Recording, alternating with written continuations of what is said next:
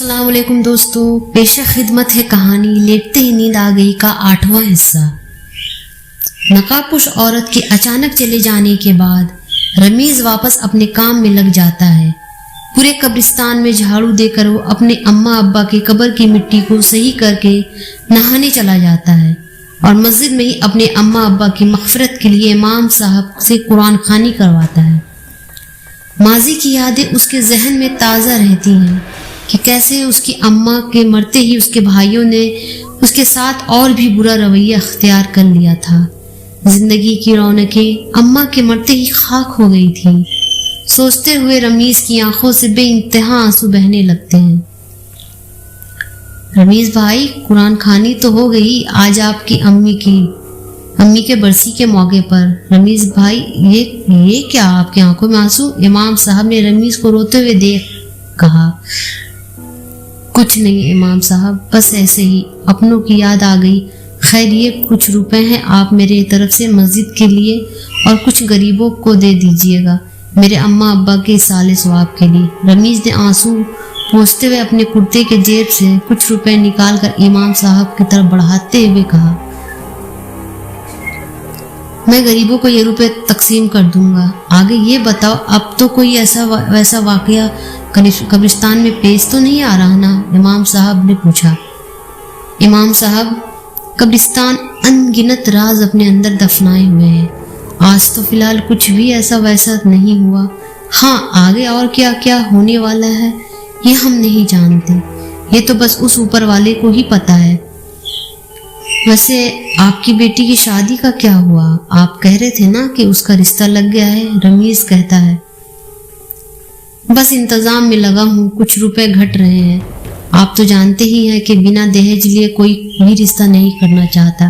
امام صاحب نے پریشان ہوتے ہوئے کہا، آپ پریشان نہ ہو، اللہ بہتر مدد کرتا ہے اور عطا کرے گا، بہتر عطا کرے گا۔ مجھ سے اگر آپ کچھ ہوگا تو میں بھی آپ کی مدد ضرور کروں گا۔ اچھا، اب آپ مجھے اجازت دیجیے، میں چلتا ہوں۔ بارش کی وجہ سے قبرستان میں کافی گھاس اگ آئے ہیں، انہیں صاف کرنا ہے۔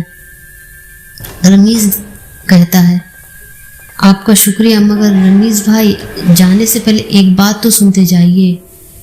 امام صاحب نے رمیز کو روکتے ہوئے کہا۔ جی امام صاحب، کہیے نا، کیا بات ہے؟ رمیز نے پوچھا۔ اس لڑکی کو مارنے والے دوسرے آدمی نے خود کو پولیس کے حوالے کر دیا ہے۔ اس کی دماغی حالت کچھ صحیح نہیں ہے، بار بار کہتا ہے کہ اس کے ساتھی کو قبرستان میں رہنے والی روحوں نے مارا ہے اور اب وہ اسے بھی مار دیں گی۔ وہ جب بھی سوتا ہے اسے ایک ساتھ کئی روحیں خواب میں ڈراتی ہیں۔ بالکل ہی پاگلوں کی طرح باتیں کر رہا تھا وہ، امام صاحب کہتے ہیں۔ جیسی کرنی ویسی بھرنی۔ مگر امام صاحب، آپ کو یہ سب کس نے بتایا؟ رمیز پوچھتا ہے۔ اس مرحوم لڑکی کے باپ نے بتایا۔ جو بھی بولو رمیز بھائی، بھلے ہی ان لوگوں کو ان کے کیے کی سزا مل گئی، مگر ایک بے قصور ماں باپ نے تو اپنے اولاد کو کھو دیا۔ ان کے اس درد کا ہم اندازہ بھی نہیں لگا سکتے رمیز بھائی، بس خدا سبھی کے بچوں کی حفاظت کرے، آمین۔ امام صاحب کہتے ہیں، امام صاحب، قدرت اپنے طریقے سے سزا دینا جانتی ہے، ان گناہگاروں کو سزا ملنی ہی تھی۔ چلیے اب مجھے اجازت دیجیے، بعد میں آتا ہوں ورنہ اندھیرا ہو جائے گا اور کام ادھورا رہ جائے گا۔ رمیز کہتا ہوا چلا جاتا ہے۔ بادل پھر سے امڑنے لگتے ہیں، ہوائیں بھی تیز رفتار سے چلنے لگتی ہیں، ہلکی ہلکی بارش شروع ہو جاتی ہے۔ مسجد سے مغرب کی نماز پڑھ کر رمیز تسبیح پڑھتے ہوئے اپنے کمرے کی طرف بڑھ رہا ہوتا ہے، تبھی اس کی نظر پھر سے اس عورت شبینہ پر پڑتی ہے جو اس لڑکی کی قبر پر بیٹھ پھر سے کچھ پڑھ رہی ہوتی ہے۔ اس بار رمیز کو تھوڑا گڑبڑ کا احساس ہوتا ہے تو وہ سیدھا اس عورت کے پاس ہی تھوڑی دور جا کر ایک پیڑ کے پیچھے چھپ کر دیکھتا ہے کہ آخر وہ کیا کر رہی ہے۔ اس طرح چھپ کر کیا دیکھ رہے ہو؟ آپ میرے سامنے آؤ، اچانک سے سبینہ نے کہا۔ جی، آپ اس طرح اس بچی کی قبر کے پاس بیٹھ کر کیا کر رہی ہو؟ رمیز نے عورت سبینہ کے سامنے آ کر پوچھا۔ سچ بتاؤں گی تو آپ مجھے میرا کام کرنے نہیں دو گے، اور مجھے یہ بھی خبر تھی کہ آپ ایک نہ ایک دن میرے لیے راستے کا کانٹا بنو، اس لیے सच बताने से पहले क्यों ना एक सौदा कर ले हम आपस में। सबीना ने शैतानी मुस्कुराहट अपने लबों पर सजाते हुए कहा। सौदा? कैसा सौदा, और आप क्या करना चाहती हैं आखिर? रमीज ने हैरत से उस औरत को देखते हुए कहा। कुछ खास नहीं, माजी के कुछ सवालात तुम्हारे जहन में चलते हैं ना, उन सब के जवाब दे दूंगी तुम्हें। और हाँ, मस्जिद के इमाम साहब आपसे अपनी बेटी की शादी के लिए मदद कह रहे थे ना। अगर आप अपना मुंह बंद रखोगे तो मैं इतनी दौलत दे सकती हूँ कि आप उनकी मदद कर सकते हो, सबीना ने कहा। मेरे माजी के बारे में और इमाम साहब और मेरे बीच की बात तुम्हें कैसे मालूम हुई? रमीज ने हैरत से पूछा। और भी बहुत कुछ पता है मुझे, कहो तो गांव में ये बात आम कर दूं कि कोई नकाबपोश खातून कब्रिस्तान के मुजाबिर से मिलने रोज रात के सन्नाटों में कब्रिस्तान में आती है। सबीना ने धमकाते हुए सख्त लहजे में कहा। रमीज इज्जत पर आंच आने वाली बात सुनकर खामोश हो जाता है। फिर वो कहता है, ठीक है, तुम जैसे बेगैरत लोगों के मुंह लगने का कोई फायदा नहीं है। जो सही लगे करो, बेकार का इन सब में मुझे मत घसीटो। रही बात उस औरत की, तो वो कब्रिस्तान मुझसे मिलने नहीं बल्कि अपने बेटे के कब्र पर आती है। ये सही बात है। वैसे बिना तुम्हारी मदद के मैं अपना काम पूरा नहीं कर सकती हूँ, औरत शबीना ने कहा। पहले ये बताओ तुम क्या करना चाहती हो, कहीं मैं तुम्हारे साथ साथ किसी गुनाह में शरीक ना हो जाऊं। रमीज कहता है, मैं बस अमल के जरिए अब औलाद पाना चाहती हूँ। 10 बरस हो गए मेरी शादी को, आज तक मुझे कोई औलाद नहीं है। अब वाहिद ये अमल ही है सहारा, वरना मेरे शौहर किसी और से निकाह कर लेंगे। सबीना ने झूठा दुख दिखाते हुए कहा। औलाद किस्मत से होती है। अगर आपको अल्लाह ने औलाद नहीं दिया अभी तक, तो ज़रूर उसके पीछे कोई आपका ही फ़ायदा छुपा हो। इसका मतलब ये नहीं कि आप गलत रास्तों को चुनें। आप किसी यतीम को माँ का प्यार दे सकती हैं। हो सकता है आपके नसीब में यही लिखा हो, रमीज ने समझाते हुए कहा। आप मुझे सही गलत ना समझाएं तो सही हो और बेहतर हो। ये कुछ रुपए रख ले और मेरी बात ध्यान से सुने। मैं अगले कुछ दिनों तक अपना अमल जारी रखूंगी। आखिरी दिन बस आपको ये करना है कि इस लड़की की लाश को कब्र से निकाल कर दूसरे कब्र में रखना है, जो कि ठीक इसी के बगल में खोदना होगा आपको। सबीना ने रमीज के हाथों में नोटों की गड्डी थमाते हुए कहा। आखिर आपने ये सब करने के लिए इसी बच्ची के कब्र का इंतखाब क्यों किया? मुझे आपकी दिमागी हालत सही नहीं लगती है, रमीज ने हैरान होते हुए कहता है। मेरी दिमागी हालत बिल्कुल सही है, और हाँ, अपनी टांग दूसरों के काम में नहीं अड़ाना चाहिए। आप अपने काम से मतलब रखिए बस। वैसे काफ़ी बहस मिजाज रखते हो आप। मैं चलती हूँ, कल आऊँगी, खुदा हाफिज। सबीना कहते हुए चली जाती है। रमीज हैरान व परेशान उसे जाते हुए देख रहा होता है। अल्लाह ही रहम करे ऐसे लोगों से। खैर, कम से कम इमाम साहब की मुश्किलें थोड़ी हल हो जाएंगी। इन रुपयों को कल ही उन्हें दे दूंगा। रमीज खुद में बड़बड़ाता हुआ अपने कमरे की तरफ चल देता है। रात सुकून से गुजर जाती है। कोई भी ख्वाब रमीज को नहीं आता। अगले दिन फजर की नमाज के बाद रमीज इमाम साहब को रुपए थमा देता है। रमीज भाई, आपने तो हमें अपना कर्जदार बना दिया है, मैं कैसे आपका एहसान चुकाऊंगा? इमाम साहब ने आंखें नम करते हुए कहा। कोई कर्ज नहीं है इमाम साहब, आपको ये पैसे लौटाने की कोई ज़रूरत नहीं है। आपकी बेटी मेरी भी तो बेटी है, रमीज कहता है। फिर इतने सारे रुपए की मदद भला कौन करता है रमीज भाई? आजकल के ज़माने में, इमाम साहब ने कहा, मेरे जैसे लोग जिनको दुनिया की ऐश व आराम से कोई मतलब नहीं है इमाम साहब, बस जीने के लिए 2 वक्त की रोटी, साल भर में पहनने के लिए 2 जोड़ी कुर्ते मिल जाते हैं, वो बहुत है मेरे लिए, रमीज ने मुस्कुराते हुए कहा। अल्लाह आपको खुश रखे। वैसे रमीज भाई, अकेला इंसान भी खुश रह सकता है क्या? चलिए चाय पीते हैं साथ में, इमाम साहब ने हंसते हुए कहा। क्या मैं आपको दुखी लगता हूँ? امام صاحب میرا دل اب خوشی، غم، اداسی ان سب احساسوں سے واسطہ نہیں رکھتا ہے۔ احساس تب ہوتے جب میرے اپنے میرے ساتھ ہوتے، اکیلے کس بات کی خوشی اور غم میں۔ امام صاحب، رمیز کہتا ہے، سبینہ ہر روز اپنے طے وقت پر آ کر اپنا عمل جاری رکھتی ہے۔ اسی طرح سبینہ کے عمل کا آخری دن بھی آ جاتا ہے، جس دن رمیز کو اس لڑکی کے قبر کے بغل میں دوسری قبر کھودنی رہتی ہے۔ ہلکی ہلکی بارش ہو رہی ہوتی ہے۔ رمیز شام کے وقت قبر کھود کر نہا دھو کر اپنے کمرے میں چارپائی پر لیٹ جاتا ہے۔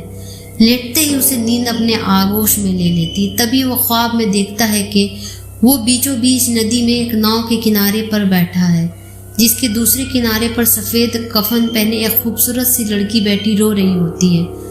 ناؤ سے دور دور تک صرف اور صرف پانی ہی دکھ رہا ہوتا ہے۔ یہ کون سی جگہ ہے بیٹا؟ بیٹا تم کون ہو اور اس طرح تم رو کیوں رہی ہو؟ خواب میں رمیز نے اس کفن پہنے لڑکی سے پوچھا۔ چاچا، میں وہی لڑکی ہوں جس کو کچھ دن پہلے ان دو حیوانوں نے اپنی ہوس کا شکار بنایا تھا اور میرے مردہ جسم کو حصوں میں بانٹ دیا تھا۔ کفن پہنی ہوئی لڑکی نے درد بھری آواز میں کہا، تم تو مر چکی ہو، پھر تم یہاں کیا کر رہی ہو؟ تمہیں تو عالم برزخ میں ہونا چاہیے۔ رمیز نے سوال کیا۔ ہاں، میں مر چکی ہوں اور میں ایک روح ہوں اور اس وقت آپ کے خواب میں کسی خاص مقصد سے آئی ہوں۔ دنیا اور آخرت کے بیچ کا وہ مقام جسے عالم برزخ کہتے ہیں، جہاں انسانی روح مرنے کے بعد قیامت تک رہتی ہے، میں وہی تھی، مگر اس عورت نے اپنے کالے عمل کے ذریعے میری روح کو مجبور کر دیا ہے واپس اس دنیا میں آنے کو۔ وہ غلط کر رہی ہے، پھر بھی آپ اس کا ساتھ دے رہے ہیں۔ آپ کو پتہ بھی ہے اس کے کالے جادو کی وجہ سے میری روح کتنی بے چین ہے۔ لڑکی کی روح سنجیدگی کے ساتھ کہتی ہوئی خاموش ہو جاتی ہے، مگر وہ عورت تو اولاد پانے کے لیے عمل کر رہی ہے، بھلا وہ تمہاری روح کو اذیت کیوں دے گی؟ میں نے اس پر نظر رکھی ہے، وہ بس خاموش بیٹھ کر وظیفہ پڑھتی ہے۔ رمیز کہتا ہے، اسے اولاد کی کوئی خواہش نہیں ہے، اس نے جھوٹ کہا ہے آپ سے چاچا، وہ میری روح کو اپنا غلام بنانا چاہتی ہے تاکہ اس کے بعد میری روح کا قتل کر وہ ہمیشہ جوان اور حسین بنی رہے۔ اسے ہمیشہ جوان اور خوبصورت رہنے کی بے حد خواہش ہے۔ وہ کب سے اس تلاش میں تھی کہ کوئی جوان لڑکی کسی بھی طرح حادثے میں موت ہوئی ہو اور وہ اپنے گندے عمل کو انجام دے سکے، اور میری موت کے بعد اسے یہ موقع مل چکا ہے۔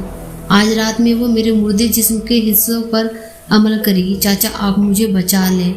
آپ کی وجہ سے مجھے موت کے بعد اپنی اسلامک طریقے سے دفنایا گیا، ورنہ وہ وحشی تو بنا غسل اور نماز جنازے کے مجھے دفنا دیتے اور میرے ماں باپ زندگی بھر مجھے ڈھونڈتے رہتے۔ وہ لڑکی کہتے ہوئے رونے لگتی ہے۔ مجھے معاف کرنا بیٹی، میں اس عورت کے ارادوں سے انجان تھا۔ تمہاری مدد کے لیے مجھے کیا کرنا ہوگا؟ رمیز پوچھتا ہے۔ اس کی موت ہی میری روح کو اس کے قید سے رہا کر سکتی ہے۔ ویسے میں اگر وہ زندہ رہی تو جانے کتنے ہی اور معصوم روحیں اس کے قید میں ہوں گی۔ کفن پہنی ہوئی لڑکی نے کہا، دیکھو بیٹا، میں تو تمہیں بچا لوں، مگر کسی کو قتل کرنا میرے بس کی بات نہیں۔ میں نے اپنی پوری زندگی اللہ کے سپرد کر رکھی ہے، گناہ مجھ سے نہیں ہوگا۔ کوئی اور اپائے ہے تو بتاؤ۔ رمیز نے انکار کرتے ہوئے کہا، کسی بے گناہ کو بچانا بھی اللہ کی رضا میں شامل ہے چاچا، باقی آپ کی مرضی۔ یا تو آپ میرے ٹکڑوں میں پڑے جسم اور اس روح کو کالے عمل کا شکار ہونے دیں گے، یا جو قبر آپ نے آج کھودی ہے اس میں اس عورت کو دفنا دیں گے۔ لڑکی کی روح کہتی ہوئی ناؤ سے غائب ہو جاتی۔ لڑکی کی باتیں سن کر رمیز سوچوں میں پڑ جاتا ہے۔ وہ سر جھکائے ناؤ میں بیٹھے بس پانی کو دیکھ رہا ہوتا ہے، تبھی ناؤ ندی میں الٹ جاتی ہے۔ رمیز ہڑبڑا کر اٹھ بیٹھتا ہے، اس کا پورا وجود پسینے میں نہایا ہوا ہوتا ہے۔ گھڑی میں رات کے 1 بج رہے ہوتے ہیں، تبھی رمیز کو سسکیوں کی آواز سنائی دیتی ہے۔ رمیز جلدی سے اٹھ کر دروازہ کھول کر اس سمت بڑھتا ہے جدھر شبینہ بیٹھ کر عمل کر رہی ہوتی ہے۔ पूरे कब्रिस्तान में चारों तरफ अगरबत्ती की खुशबू फैली हुई रहती है। सबीना लड़की की कब्र के पास ही ढेर सारी मोमबत्तियां और अगरबत्तियां जला रखी होती हैं। साथ में कई अजीब व गरीब चीजें रखी होती हैं, जिनके पास ही एक कपड़े की गुड़िया बनी होती है, जिसको उसने कफन का कपड़ा पहना रखा होता है। रमीज काफी देर तक इधर उधर हैरान व परेशान देखता है कि आखिर सिसकियों की आवाज किधर से आ रही है। तभी उसे अपनी ही कब्र के पास कफन पहने बैठी वही लड़की रोते हुए दिखती है, जो रमीज को देख कहती है, चाचा आ गए आप, देखिए इसका काम मुकम्मल होने वाला है, आप कुछ करिए, इसके अमल से मेरी रूह को तकलीफ हो रही है। हाँ कुछ करता हूँ, तुम परेशान ना हो, रमीज कहता है। किसे कह रहे हो आपके परेशान ना हो? सबीना अपनी जगह से उठते हुए कहती है। किसी को नहीं, रमीज ने मुख्तसर सा जवाब दिया। चलो अच्छा ही हुआ कि आप खुद आ गए, अभी मैं आपको ही बुलाने वाली थी। कुदाल लाए हो ना साथ में? चलो अब जल्दी से इस लड़की की खबर खोद डालो, मुझे 4 बजे से पहले सारे काम पूरे करने, सबीना ने कहा। रमीज को समझ नहीं आ रहा होता है कि वो क्या करे। कब्रिस्तान और उसके रोज रोज के मामलात, रमीज परेशान हाल अपने कमरे से कुदाल लेने चला जाता है। उसके कानों में बार बार एक ही आवाज गूंज रही होती है, चाचा मुझे बचा लीजिए, ये औरत मेरी रूह को भी नहीं छोड़ेगी, चाचा मुझे बचा लीजिए। तो दोस्तों ये था लेटते ही नींद आ गई का 8वां हिस्सा। अगर सांसों ने वफा की तो जल्द ही हाजिर रहूंगी आपके साथ अगले हिस्से के साथ। तब तक के लिए मुझे इजाजत दीजिए और अपनी दुआओं में याद रखिएगा। खुदा हाफिज।